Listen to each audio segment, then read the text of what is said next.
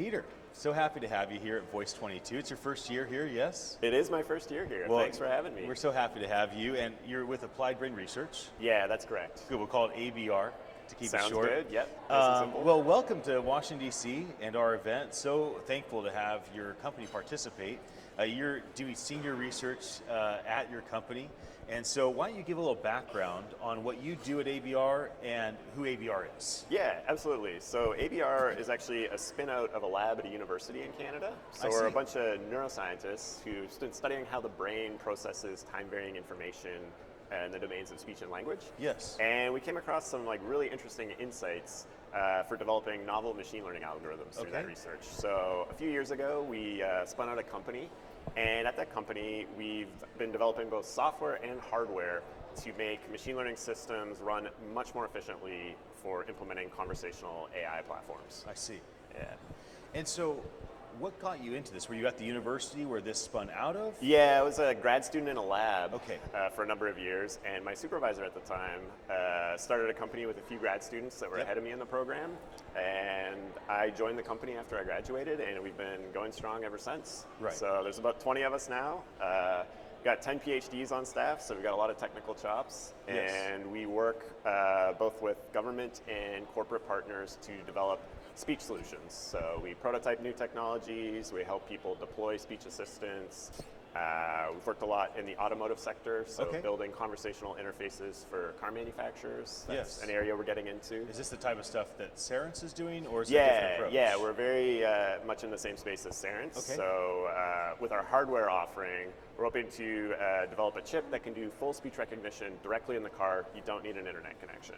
So if you're driving somewhere, everything on-prem, like on the edge. Device, on the edge. So we're very much focused on edge computing. It makes sense. Edge computing in the car would make a lot of sense. Security, privacy, speed.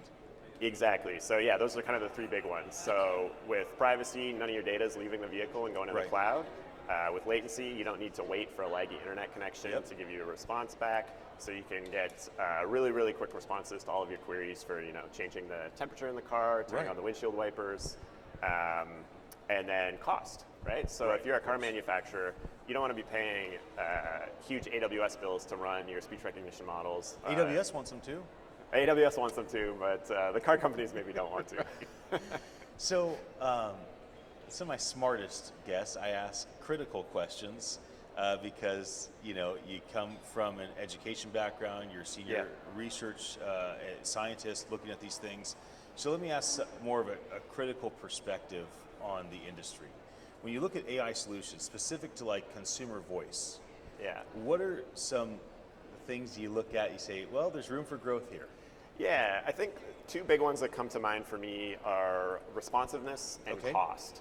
So on the responsiveness side of things, because everything's running in the cloud, you're often waiting a second or two for a response, and that just doesn't translate into a good user experience. So I've seen demos at various trade shows where people are showing off a new conversational skill with a home speaker, and you make a request and then you kind of wait a second or two to get a response back, and it's tolerable. But in an ideal world, it would be kind of like how we're talking to one another. I say something, and then a half second later you're responding back to me, and there's no kind of interruption or delay. And getting that into conversational assistance really requires that you do that computation at the edge.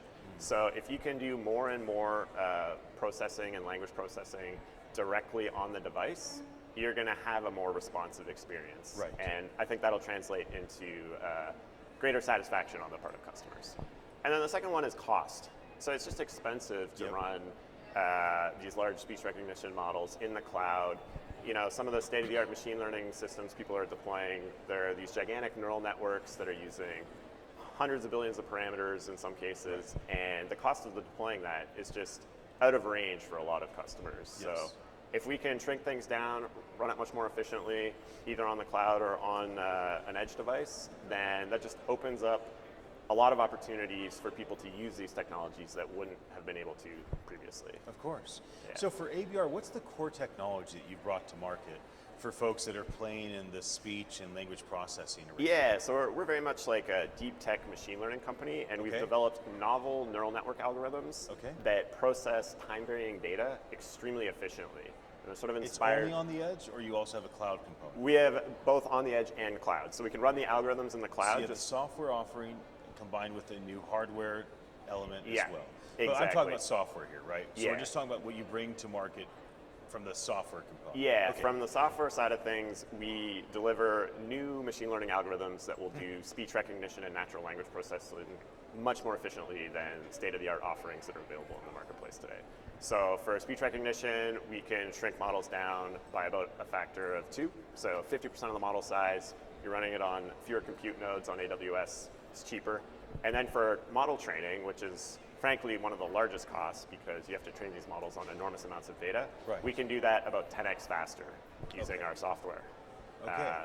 And this is all just coming out of research. So Right. you can get some amazing insights by looking at how biological systems process information over time, and we've translated that into technology that we can then give to our customers and allow them to experience these great cost savings. Yeah, and now have you been to market for a long time? Is this like, help me understand the life, because you came out of a university. Yeah, you came out of a program. university. So where are you at in the state of the company? Yeah, so in terms of commercialization, we have software offerings that are available today. Okay. So you can go to appliedbrainresearch.com. Yep. And you can find our software packages, you can test them out, you can run them on your computer, you can deploy them in the cloud, and then you just talk to us about a licensing fee. Okay. And we're more than happy to have that conversation. We've got lots of people using our technology today, having positive experiences with it. And then on the hardware side of things, we're raising a Series A right now to fab that out, and we're anticipating having test chips available for customers in fall of 2023. 4 vehicles. 4 vehicles. Fall of 2024? 23. Okay. So about a year from now. And those chips will also be available for other market segments. So if you're an appliance manufacturer Yeah. or anyone building a device where you want to have a conversational interface at the edge, it's battery powered, get rid of the Wi-Fi connection, Right. we can help you out with that. Okay. Last question on this topic. With this field, there's the ML, Yep. and then there's the data. Yeah. You don't have one without the other. That's exactly it right. requires both. Are you bringing to market a ML software solution that's licensed, but you also have all the data in place, or does the customer have to come to the party with the data? Yeah, so we would partner with our customers to bring the data to Okay, bear. got So it. we can, we have people that we can get data from to Yep, help you out of for a course. particular use case, but Right. we're not specifically a data broker. That's not Okay. our core competency. But we definitely have experience collecting data, working with people to acquire data. Yes. So in the context of car manufacturers, if they develop a system for an invoice or in-cabin conversational assistant, they're going to want to deploy that in like 20 or 25 languages. Right. And that's something, we're comfortable scaling up to that. Right. So we can definitely help our customers out if that's a challenge they're facing. Well, it seems very exciting what you're doing. I wish you the best on the Series A. Oh, and thank you so of course, much. the rollout of the new hardware next fall. I guess before we wrap, what's it like being here with a bunch of peers and folks that are kind of playing in the same sandbox as you? I mean, there's 1,000 of us here, and so thanks for being here. Yeah. But not everybody came, right? Some people are going to watch our conversation. They didn't come. They may not intend to come. Why should folks consider being part of Voice 2023, for instance? I think voice, it's just kind of an unparalleled experience in a lot of ways. You won't find as many people working in the space in one spot. No.